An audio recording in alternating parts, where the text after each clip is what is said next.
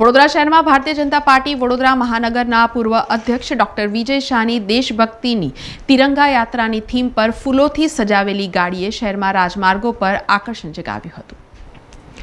સમગ્ર દેશભરમાં આજે 15મી ઓગસ્ટે 79માં સ્વતંત્રતા પર્વની ઉજવણી કરવામાં આવી રહી છે। ત્યારે દેશવાસીઓ અલગ અલગ પ્રકારે ઉજવણીનું આયોજન કરી રહ્યા છે। ત્યારે વડોદરા શહેરમાં ભારતીય જનતા પાર્ટી વડોદરા મહાનગરના પૂર્વ અધ્યક્ષ ડોક્ટર વિજય શાહે આજે પાર્ટી કાર્યાલય ખાતે દેશભક્તિની તિરંગા થીમ પર ફૂલોથી સજાવેલી ગાડીમાં પહોંચ્યા હતા। વડોદરા શહેરના રાજમાર્ગો પર દેશભક્તિની તિરંગા થીમ પર ફૂલોથી સજાવેલી ગાડી નીકળતા આકર્ષણનું કેન્દ્ર બની હતી। આ અંગે વડોદરા શહેર ભાજપના પૂર્વ અધ્યક્ષ ડોક્ટર વિજય શાહે પ્રતિક્રિયા આપતા જણાવ્યું હતું કે પાર્ટીના કાર્યકર્તા દ્વારા 15મી ઓગસ્ટે 79માં સ્વતંત્રતા પર્વની અનોખી રીતે ઉજવણીના ભાગરૂપે ગાડીને શણગારવામાં આવી છે। 79માં આજના સ્વાતંત્ર્ય પર્વ નિમિત્તે દરેક દેશવાસી પોતાની રીતે આ સ્વતંત્રતા પર્વની ઉજવણી કરતા હોય છે।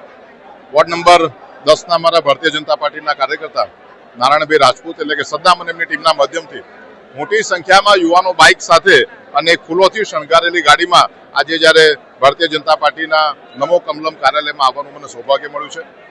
આપણે સૌ જાણીએ છીએ કે આ દિવસ દરેક વ્યક્તિ માટે મહત્વનો દિવસ છે। પોતાની રીતે આ દિવસની ઉજવણી કરતા હોય છે ત્યારે આ ફૂલોથી શણગારેલી ગાડી એવું માનું છું કે આપણા દેશની સમૃદ્ધતાનું પ્રતીક છે અને એની જે સુગંધ છે તે સમગ્ર વિશ્વમાં પ્રસરે એવી હું મા ભારતીને પ્રાર્થના કરું છું।